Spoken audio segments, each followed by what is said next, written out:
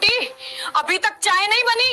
लोग कहेंगे कि इनकी बड़ी बहन इतनी बदसूरत है तो पता नहीं खानदान में क्या कमी होगी।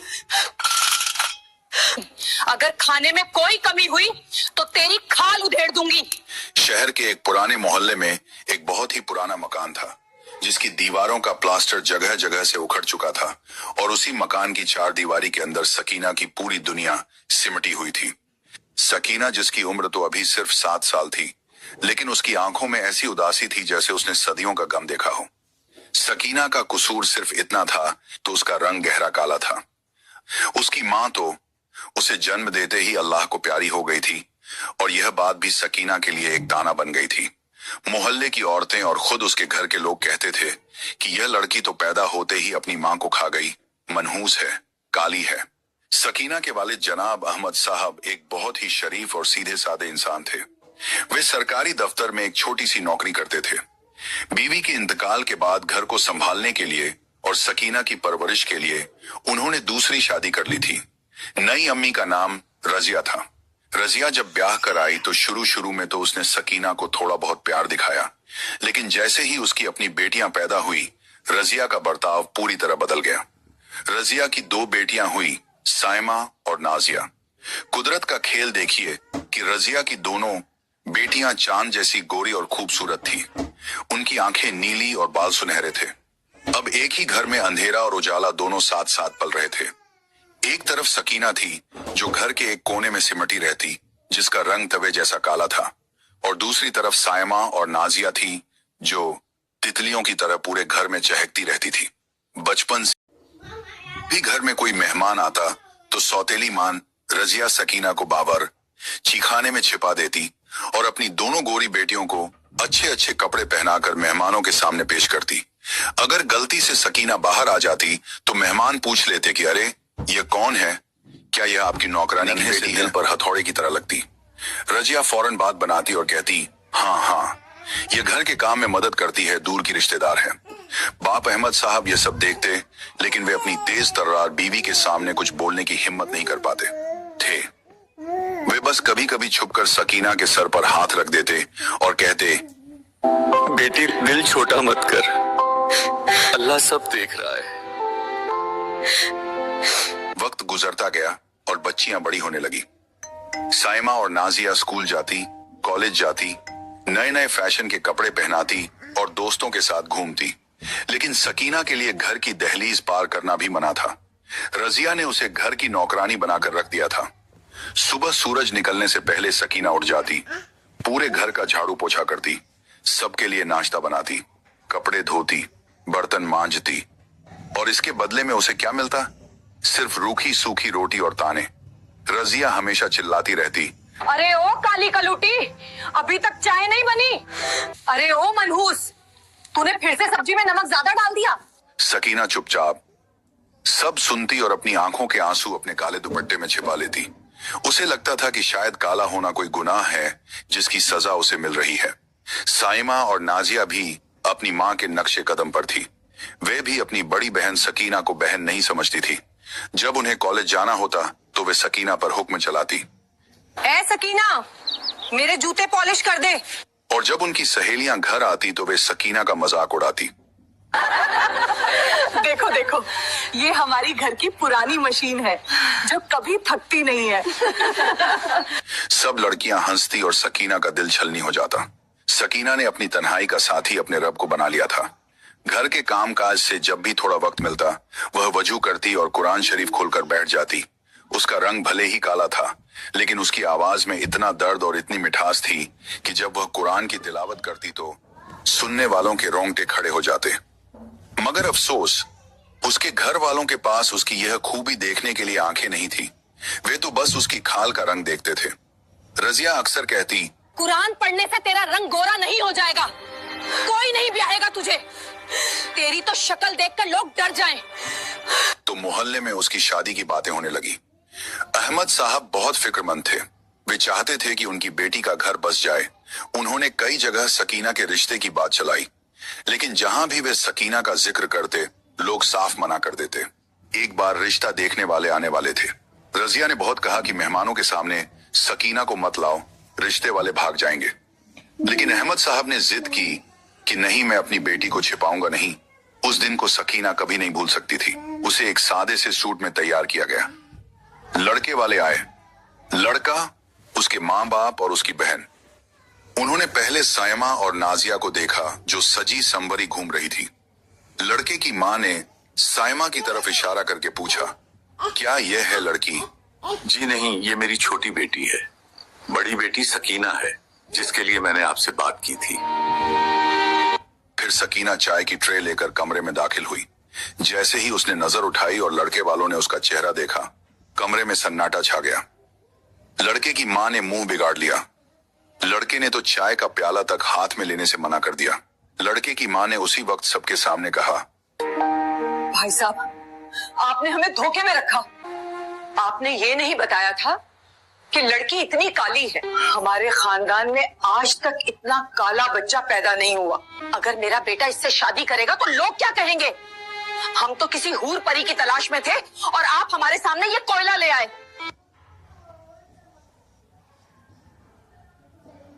वे लोग बिना चाय पिए उठकर चले गए। जाते जाते वे सकीना की तरफ हिकारत भरी नजरों से देख गए, जैसे वह कोई इंसान नहीं बल्कि कोई गंदगी का ढेर हो। जाने के बाद रजिया ने जो तूफान खड़ा किया वह और भी भयानक था। देख लिया, कहा था मैंने कि इसे सामने मत लाओ। मेरी इज्जत मिट्टी में मिला दी। अब खुश है तू? तेरी वजह से मेरी दूसरी बेटियों के रिश्तों पर भी असर पड़ेगा। लोग कहेंगे कि इनकी बड़ी बहन इतनी बदसूरत है तो पता नहीं खानदान में क्या कमी होगी। जा दफा हो जा मेरी नजरों के सामने से। सकीना रोती हुई अपने कमरे में भागी और दरवाजा बंद कर लिया। उस रात उसने आईने में अपनी शक्ल देखी। उसने अपने गालों को खरोंचा। उसने अपनी आंखों को देखा और फूट फूट कर रोई। या अल्लाह, तूने मुझे ऐसा क्यों बनाया?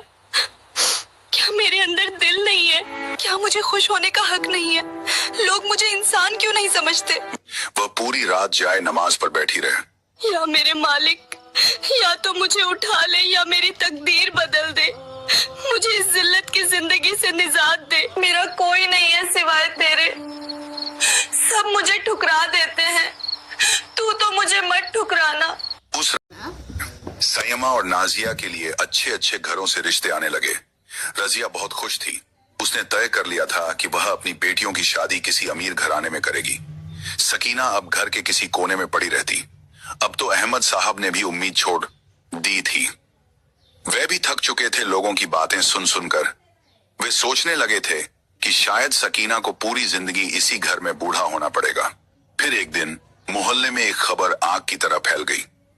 पता चला कि शहर के सबसे बड़े सेठ, जिनका लंदन में बहुत बड़ा कारोबार है, उनका बेटा शादी के लिए वतन वापस आया है। उनका नाम हाजी सुलेमान था और उनके बेटे का नाम समीर था। लोग कहते थे कि समीर इतना खूबसूरत और अमीर है कि उसके लिए तो वजीर आला की बेटी भी लाइन में खड़ी हो जाए। हाजी सुलेमान का खानदान बहुत दीनदार और रईस था। वे लोग एक ऐसी लड़की की तलाश में थे जो घरेलू हो और दीनी हो। रजिया ने जब यह सुना तो उसके कान खड़े हो गए। उसने सोचा कि अगर मेरी बेटी सायमा या नाजिया की शादी समीर से हो जाए तो हमारी तो लॉटरी लग जाएगी, हम माला माल हो जाएंगे। उसने अहमद साहब के पीछे पड़कर किसी तरह बिचौलिए के जरिए अपना संदेशा हाजी सुलेमान के घर तक भिजवा दिया। उसे पूरा यकीन था कि उसकी बेटियों की खूबसूरती देखकर वे लोग इनकार नहीं कर पाएंगे। हैरानी की बात यह हुई कि हाजी सुलेमान की तरफ से जवाब आ गया कि वे लोग लड़की देखने आ रहे हैं। रजिया की खुशी का ठिकाना नहीं रहा। पूरे घर में जैसे ईद का जश्न शुरू हो गया। घर की पुताई करवाई गई, नए पर्दे लगाए गए। सायमा और नाजिया को ब्यूटी पार्लर भेजा गया ताकि वे और ज्यादा चमक सकें। तरह तरह के पकवान बनने की लिस्ट तैयार हुई, लेकिन इन सब तैयारियों का बोझ किस पर था? जाहिर है सकीना पर। खबरदार, जो तू उस दिन मेहमानों के सामने आई, तू बावर्ची खाने में रहेगी और वहीं से सारा खाना भिजवाएगी। और सुन, खाना ऐसा होना चाहिए कि मेहमान उंगलियां चाटते रह जाएं। अगर खाने में कोई कमी हुई तो तेरी खाल उधेड़ दूंगी। सकीना ने चुपचाप सर झुका लिया। उसके दिल में भी एक छोटी सी ख्वाहिश जागी कि कोई मुझे भी देखने आता। लेकिन उसने अपनी इस सोच को झटक दिया। उसके लिए तो बस तंदूर की आग और मसालों की महक ही मुकद्दर थी। वह दिन आ गया। हाजी सुलेमान, उनकी बीवी और उनका बेटा समीर 3 बड़ी बड़ी गाड़ियों के काफिले के साथ उनके मोहल्ले में दाखिल हुए। पूरा मोहल्ला उन्हें देखने के लिए छतों पर चढ़ गया। समीर, जो लंदन से पढ़कर आया था, उसने एक सादा सा कुर्ता पाजामा पहना था और चेहरे पर सुन्नत के मुताबिक छोटी सी दाढ़ी रखी हुई थी। वह इतना नूरानी लग रहा था कि देखने वालों की नजरें नहीं हट रही थी। वे लोग घर में दाखिल हुए। रजिया और अहमद साहब ने उनका शानदार स्वागत किया। साइमा और नाजिया को बिल्कुल परियों की तरह सजाकर बिठाया गया था। समीर की वालिदा ने लड़कियों को देखा। उन्होंने तारीफ की, माशाल्लाह, बच्चियां तो बहुत प्यारी हैं। रजिया फूल कर कुप्पा हो गई। उसने साइमा की खूबियां गिनानी शुरू कर दी। जी, मेरी साइमा तो इंग्लिश मीडियम में पढ़ी है, इसे मॉडर्न दुनिया की सब समझ है। ये आपके बेटे के साथ लंदन में बहुत जचेगी। लेकिन समीर खामोश था। उसकी नजरें कुछ और ही तलाश रही थी। खाने का वक्त हुआ। दस्तरखान बिछाया गया। जब खाना परोसा गया तो बिरयानी, कोरमा, कबाब और शाही टुकड़ों की खुशबू से पूरा कमरा महक उठा। समीर ने जैसे ही बिरयानी का पहला निवाला मुंह में रखा, वह रुक गया। उसने अपनी मां की तरफ देखा। मां की आंखों में भी चमक आ गई। खाना वाकई बहुत लजीज था। ऐसा जायका उन्होंने बड़े बड़े होटलों में भी नहीं चखा था। समीर ने अहमद साहब से पूछा, यह खाना किसने बनाया है? जी जी, ये मेरी बेटी साइमा ने बनाया है। इसे खाना पकाने का बहुत शौक है। इसे खाना पकाने का बहुत शौक है। समीर ने साइमा की तरफ देखा और पूछा, क्या वाकई आपने बनाया है? इसमें कौन कौन से मसाले डाले हैं? साइमा घबरा गई। उसे तो यह भी नहीं पता था कि बिरयानी में हल्दी डलती है या नहीं। वह हकलाने लगी। जी वो अम्मी ने बताया था, मसाला, वो पैकेट वाला। समीर समझ गया कि झूठ बोला जा रहा है। उसने नरमी से लेकिन मजबूती से कहा, देखिए खालाजान, मैं लंदन में रहा हूँ, लेकिन मुझे इंसान की परख है। जिस हाथ ने ये खाना बनाया है, उसमें सिर्फ हुनर नहीं, बल्कि बहुत सारा सब्र और मोहब्बत है। कमरे में सन्नाटा छा गया। रजिया के पसीने छूट गए। अहमद साहब ने हिम्मत करके सच बोल दिया, बेटा, आप सही कह रहे हैं। ये खाना मेरी बड़ी बेटी सकीना ने बनाया है। समीर ने कहा। मैं उससे मिलना चाहता हूँ। रजिया ने तड़प कर कहा, नहीं नहीं बेटा, वो मेहमानों के सामने नहीं आती। शर्मीली है और वैसे भी वो आपके लायक नहीं है। उसका रंग। समीर ने हाथ उठाकर रजिया को रोक दिया। अहमद साहब अंदर गए। सकीना बावर्ची खाने में पसीने से लथपथ, मैले कपड़ों में, चेहरे पर कोयले की कालिख लगी हुई, बर्तन समेट रही थी। अब्बू ने कहा, बेटी चल, तुझे बाहर बुला रहे हैं। सकीना घबरा गई। अब्बू मैं कैसे जाऊं? मेरे कपड़े, मेरा चेहरा। अब्बू ने कहा। सकीना कांपते कदमों से बाहर आई। उसने सामने बिल्कुल बुझी हुई लग रही थी।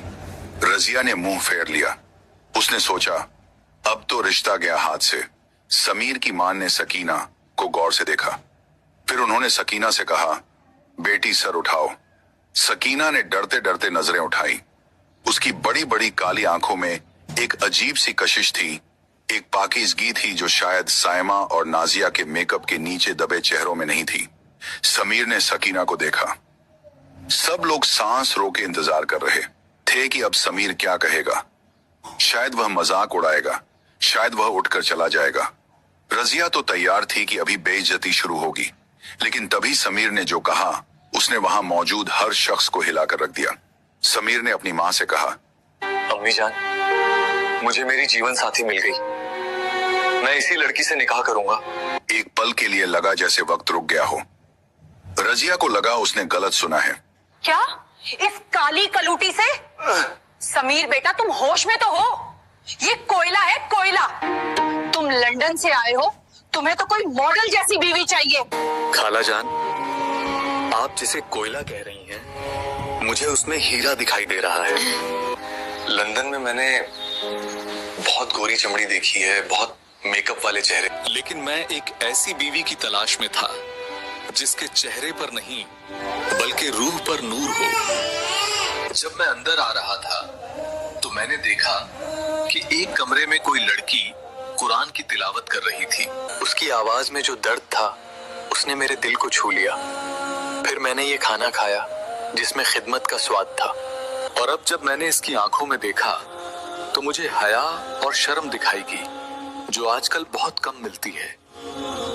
خوبصورتی تو وقت کے ساتھ ڈھل جاتی ہے خالہ جان، لیکن سیرت ہمیشہ قائم رہتی ہے. مجھے شو پیس نہیں چاہیے، مجھے ایک ساتھی چاہیے جو میرے گھر کو جنت بنا سکے، اور وہ یہی ہے. سکینہ کو اپنے کانوں پر یقین نہیں ہو رہا تھا. کیا کوئی واقعی اس کی تعریف کر رہا ہے؟ کیا کوئی اس کے کالے رنگ کے پار اس کی روح کو دیکھ پا رہا ہے؟ اس کی آنکھوں سے ٹپ ٹپ آنسو گرنے لگے. احمد صاحب کی آنکھوں میں بھی خوشی کے آنسو تھے. انہوں نے اللہ کا شکر ادا کیا. رضیہ اور اس کی بیٹیاں جل بھن کر خاک ہو گئی. سائے ماں نے تو غصے میں پیر پٹک دیا. یہ کیسے ہو سکتا ہے؟ اس نے مجھے ریجیکٹ کر دیا اور اس کالی کو چن لیا.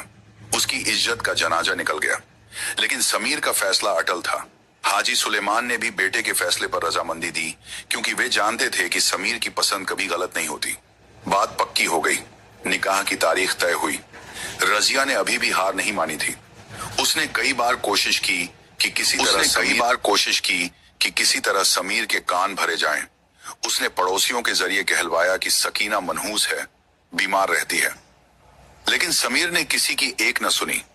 وہ جان گیا تھا کہ یہ سب جلنے والوں کی چالیں ہیں. نکاح کا دن آیا.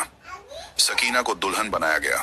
آج بھی رضیہ نے اسے کوئی خاص زیور نہیں دیے تھے، لیکن حاجی سلیمان کے گھر سے جو جوڑا اور زیور آئے تھے وہ کسی رانی کے لیے بنے لگتے تھے. سکینہ نے جب سرخ لال جوڑا اور ہیرے کا ہار پہنا تو اس کا سانولا رنگ بھی چمک اٹھا. شہر کی سب سے شاندار بارات آئی جسے دیکھ کر کل تک تانے دینے والی عورتیں بھی دنگ رہ گئیں. رضیہ اور اس کی بیٹیاں عرشیا میں جل رہی تھیں کیونکہ جس سکینہ کو انہوں نے رسوئی میں چھپا کر رکھا وہ آج رانی بن کر ودا ہو رہی تھی.